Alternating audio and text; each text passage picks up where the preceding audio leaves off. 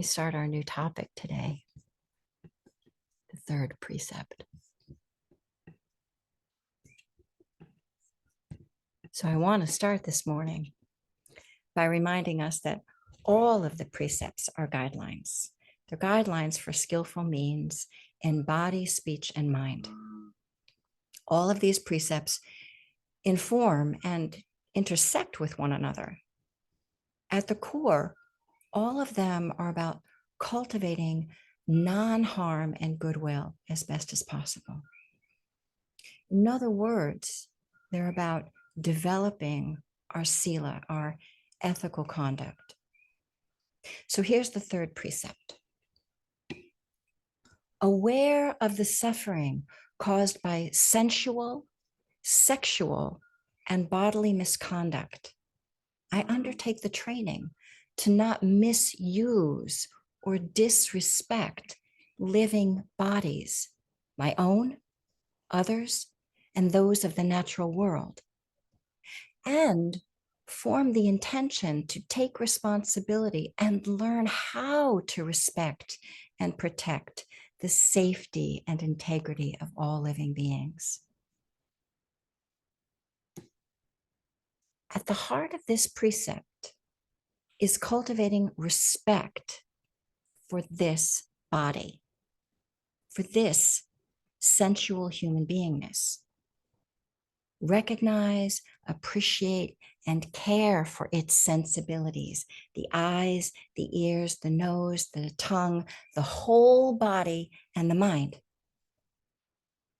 Out of this kind of respect for these bodies, respect and compassion for other sentient bodies is possible. This body is really quite an amazing package, and one deserving of respect. Certainly, that's the way the Buddha saw it. So let's consider the body from his perspective. The Buddha understood this body, complete with a human mind.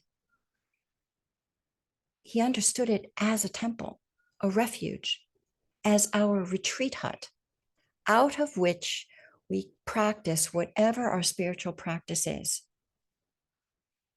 These fleshy walls are sacred. Now, for within them, they contain all of the conditions needed for waking up. Now, that's quite a marvel. No need to go to Home Depot to pick up a part. It's all right here. And it houses the heart mind. It houses the chitta, and it animates the chitta, which is what allows the chitta to learn and to think, to speak, and to act. So what would it be like to treat your body as if it was a temple? Try it out. What might that feel like, especially if we're critical of them? This line of investigation asks us to step out of our view and into a mindful view, gazing through the eyes of a beneficial presence. Now, how might that affect how we relate to our bodies? Ehipassiko, come and see for yourself. Check it out. The Buddha also saw this body as a vehicle, as a tool, an instrument for awakening. Interesting comparisons. Given how it's built, there are 6 sense organs that each operate alone and together to the best of their ability, and out of which our inner and outer worlds can be experienced. And this sensory information can be used to lessen suffering and move toward ease of well-being. Well, this is what the Buddha discovered using his own fathom-long body. And that's 6 feet, by the way, fathom. In fact, he considered being born human in a human body and in this human world to be very lucky. For as a species, as a life form, human beings encounter enough of the messy mix of joy and sorrow, of sukha and dukkha to tenderize and condition the heart toward compassion, appreciation, and wisdom. Being born human is a blessing because we can use what is happening in our lives as kindling for our practice, as lessons for cultivating the heart. Furthermore, if you believe such things, in Buddhism, being born human is considered to be quite rare and special, a wonder, really. The odds being similar to that of a blind sea turtle who swims up to the top of the ocean once every 100 years and happens to poke its hole through the yolk floating on the surface. That's how rare it is to be born human. So let's honor this vehicle of life. Here we are today, right now. What a wonder. What a rare and precious gift being born human. And this is a delicate instrument whose inner and outer body needs care and attention to function optimally. And the being who is breathing it, it also must be attended to and tuned. And since these bodies are always changing, getting older, getting sick, they need constant care and attention as they grow and change. The body's ability to function depends on how we care for it. And once we're on our own, left to our own devices, it's up to us to care for the instrument. So let's look through the eyes of a beneficial presence and watch over and steward the well-being of each part of this complex human beingness. Let's attend to the affairs of the whole of the body, the affairs of the physical form, the affairs of the heart, and the affairs of the mind. This is an invitation, a suggestion, a reflection. Don't wait till there's a problem. Support well-beingness now. Feel for this. Notice when trouble is brewing. Feel for that. Care for the beingness of being alive. The Buddha is suggesting that these human bodies, complete with a heart and a mind, need and deserve that kind of careful, caring attention. Being born human is not to be taken lightly or for granted. It is to be loved, first and foremost, by you. Treat it as if you were a precious vehicle, because this body is. Learn what it needs to run well. What kind of mental stimulation is helpful now? And what kind is hurtful? What stimulates and encourages the heart to grow kinder now, and what doesn't? What kind of physical challenges are helpful for keeping this vehicle healthy as possible now, and what kinds are hurtful? Check it out.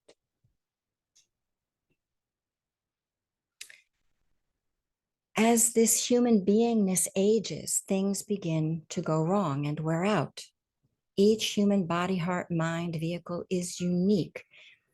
It has different needs, and as it ages, it depends on how we use it, what it actually needs. So listen and offer it, what's there, what it needs. Also discern the difference between needs and wants, because they're different. We may want ice cream, but the body doesn't need it.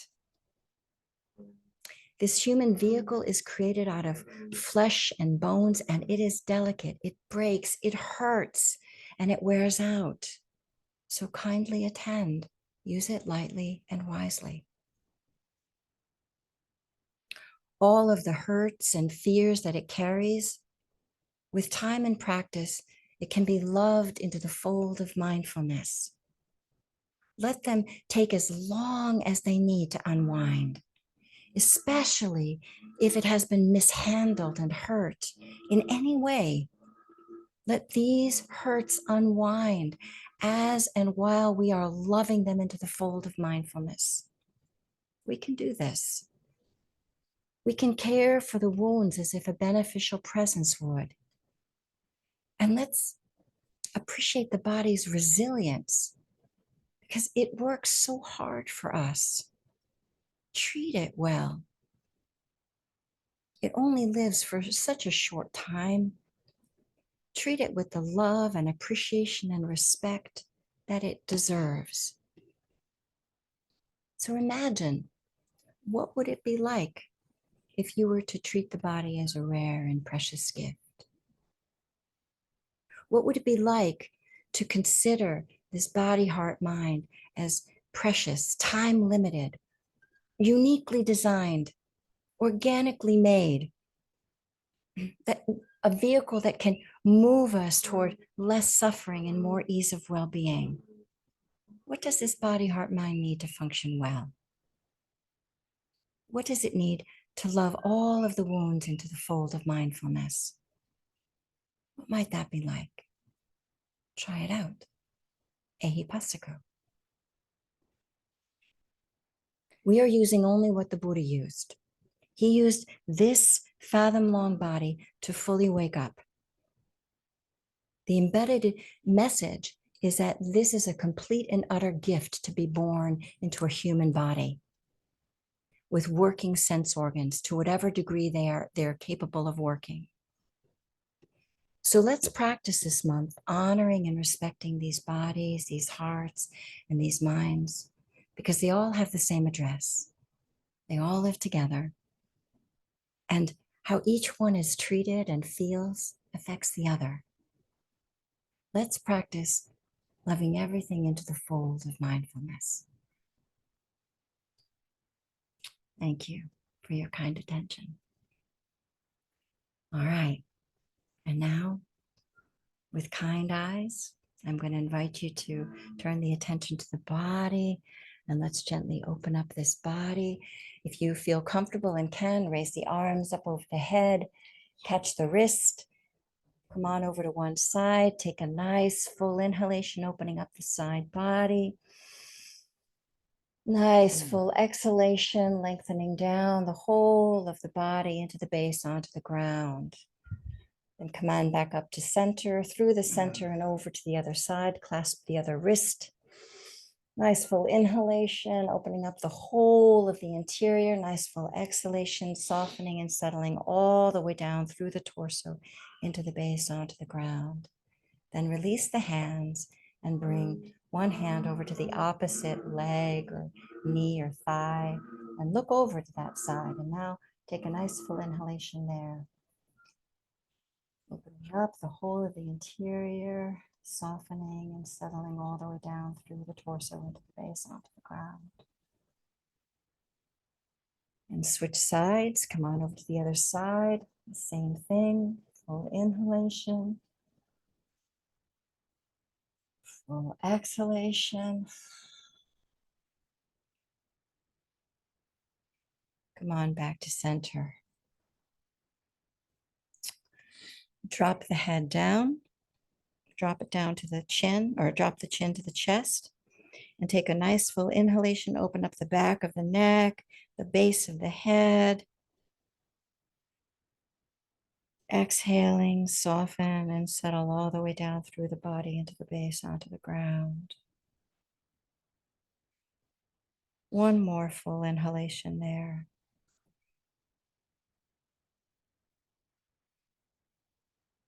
One more exhalation.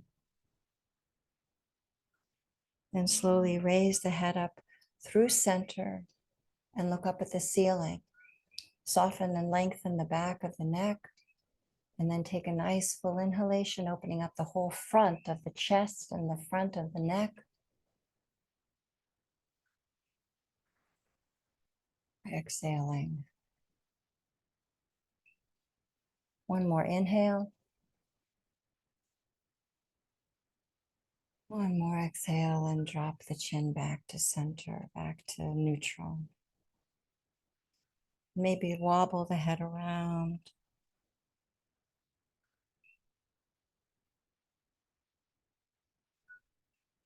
Maybe just open up the shoulders, move them a little up and down, help them to get comfortable. Rock a little bit in the seat and settle into an upright posture. And feel the length of the spine from the base all the way up through to the crown of the head.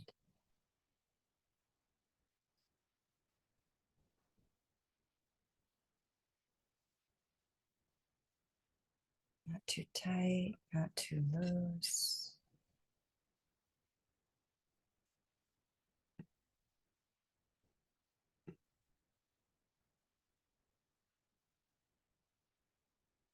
And if it feels comfortable, gently closing the eyes, letting go of the outside world and giving full attention to what's happening in the interior.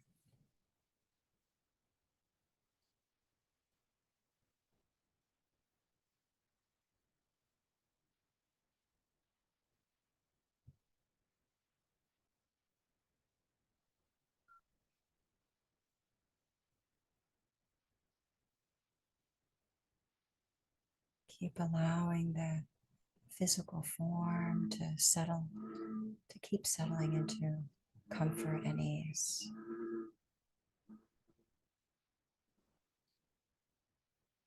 And right here, you might take just a few deeper than usual inhalations and deeper than usual exhalations, and then let the breath find its own rhythm. This opens up the breath body.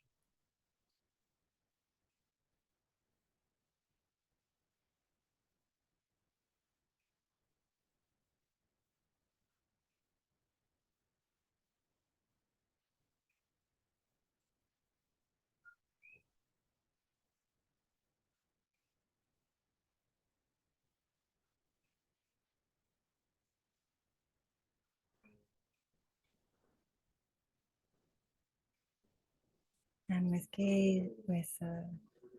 kind eyes, gaze at this physical form as if it were a temple. The temple out of which we practice mindfulness.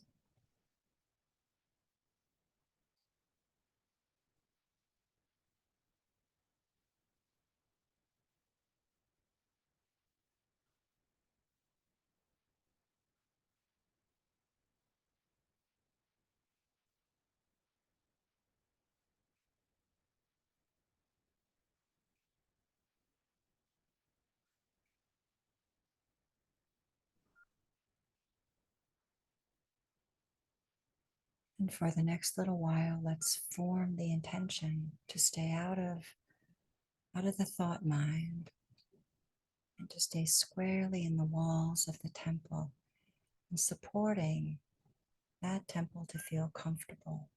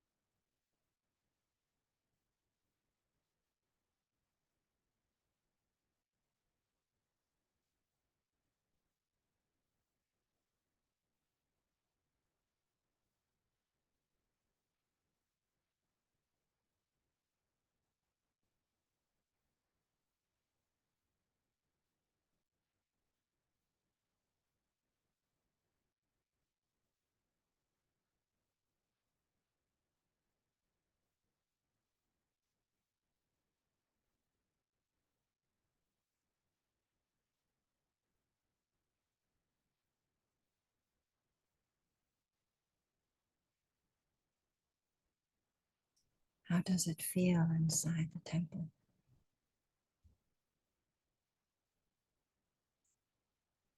Does it feel welcoming?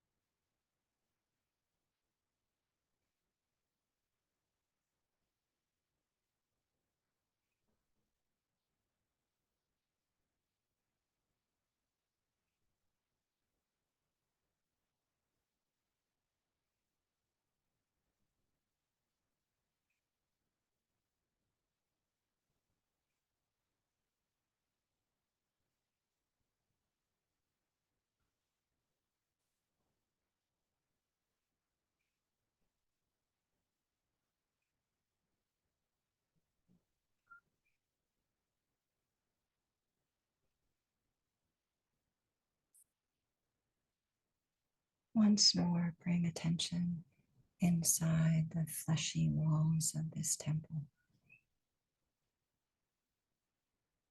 and support it to feel as comfortable as it can right where it is.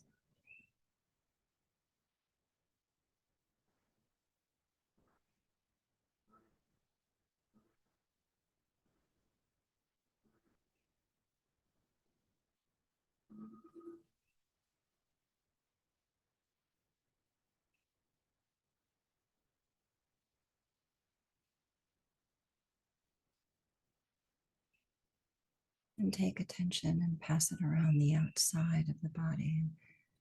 Notice how it has as much room as it needs to breathe and be.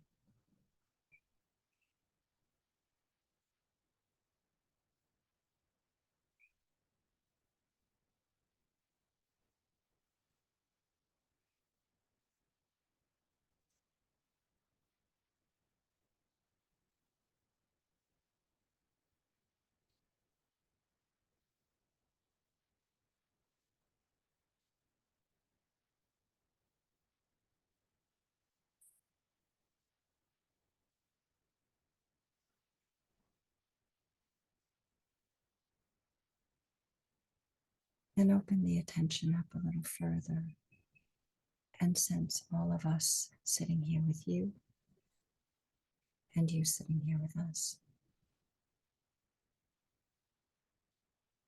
Each of us making room for ourselves and each other.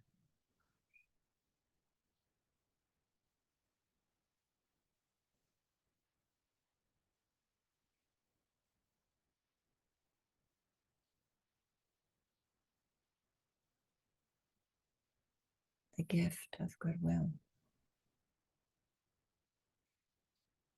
Breathe with that. Breathe with and in and through